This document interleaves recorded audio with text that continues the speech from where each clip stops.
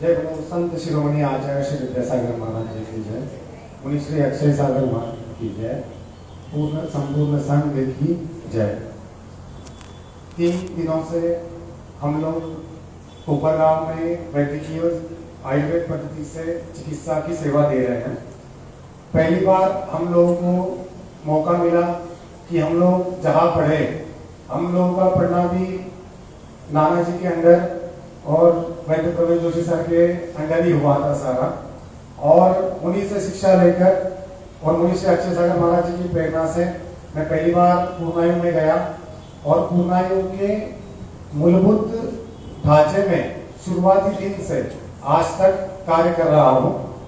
तो आयुर्वेद में हम लोगों ने नई पीढ़ी आयुर्वेद के पास क्यों नहीं जा रही है, तो हम लोगों को पता नहीं था कि कहीं आधुनिक शास्त्र बड़ा है, कहीं दूसरी पैथी बड़ी है, या कहीं कोई दूसरे ऐसे आर्थिक आर्जन करने की कोई ऐसी फील्ड है कि उनकी तरफ हमारे सारे बच्चे पढ़ते हैं।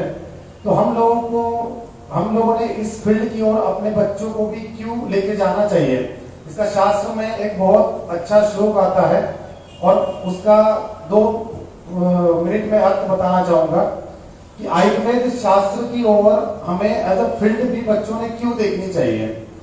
तो उसका अर्थ बोला है कि क्वचित धर्म, जी हाँ, हम अगर यहाँ पर आ रहे हैं तो कुछ ना कुछ धर्म का कार्य भी एज आयुर्वेद चिकित्सक हम लोगों से हो रहा है।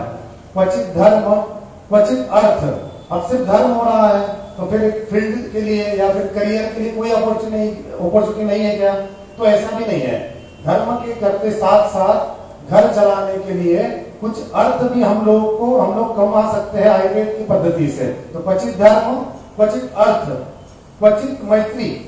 अब कहीं धर्म नहीं हुआ, कहीं अर्थ भी नहीं मिला, तो क्वचित मैत्री तो होती है कि हम और आपका अगर स्नेह एक दूसरे के साथ मिला तो उससे एक मैत्री का भाव भी बढ़ता है और मैत्री बढ़ती है। क्वचित धर्म क्वचित अर्थ क्वचित मैत्री क्वचित यश, ये पहले तीनों अगर चीजें नहीं मिली तो कहीं ना कहीं जाकर आपका यश और कीर्ति तो बढ़ती है। कर्माभ्यास क्वचित चेती चिकित्सा नास्ति निष्फला। अगर ये 4-5 चीजें आपको अगर नहीं मिले तो वैद्य के अपने कर्म का अभ्यास तो पेशेंट के ऊपर हो ही जाता है। तो कर्माभ्यास क्वचित चेती चिकित्सा नास्ति निष्फला, चिकित्सा कभी निष्फल जाती नहीं है।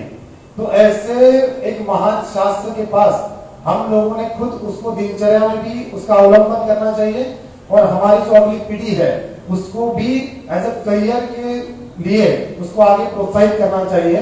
हम लोग भी जब 12वीं पास हुए तो हम लोग का भी ऐसा सोचना था कि हम लोग कुछ अलग पैथी में जाएंगे, कुछ अलग करियर करेंगे। तो आप्त वचन या गुरु वचन यही सबसे परिवर्तन करके लिए महत्व की भूमिका बचाते हैं।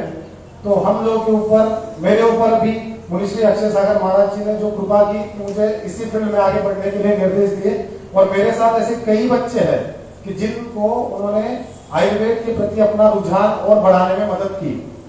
आचार्य श्री द्वारा पिछले साल गत वर्ष में जो पूर्णायु आयुर्वेद चिकित्सालय अनुसंधान विद्यापीठ की स्थापना हो गई उनके आशीर्वाद से, तो हम लोग बोलते थे कि सारे बच्चे आजकल दूसरे पैथी में या अलग अपॉर्चुनिटी लेके जा रहे हैं।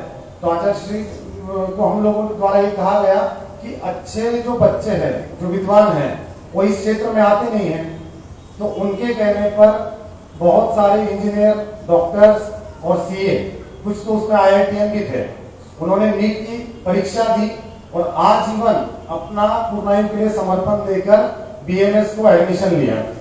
और इस साल जो उन्होंने नीट दी थी वो पूर्ण मध्य प्रदेश में पहले आए उसमें। उसी के साथ आपके भी कोपरगांव के जो है, उन्होंने इंजीनियरिंग करने के बाद अपना करियर चुनने के बाद फिर से नीट की तैयारी करके पूर्णायु के लिए अपना पूरा जीवन समर्पण करके और फिर से BMS प्रथम वर्ग को एडमिशन ली नीट एग्जाम देने के बाद। तो हम लोग यही चाहते हैं कि आप्त वचन को हमें जीवन में पालन करना ही चाहिए, तो उसकी उन्नति होगी। तो इसी के साथ मैं मुनि श्री के चरणों में नमोस्तु करूंगा। और 3 दिनों में हम लोगों से अगर कुछ भूल हुई हो, अगर कुछ पेशेंट चेक करने में कुछ देरी हो रही हो, तो उसके लिए हम लोग क्षमा चाहते हैं। और अगली बार अगर हमें यहाँ आने का मौका मिले तो हम फिर से जरूर यहाँ पर सेवा बिल्कुल देंगे। नमोस्तु।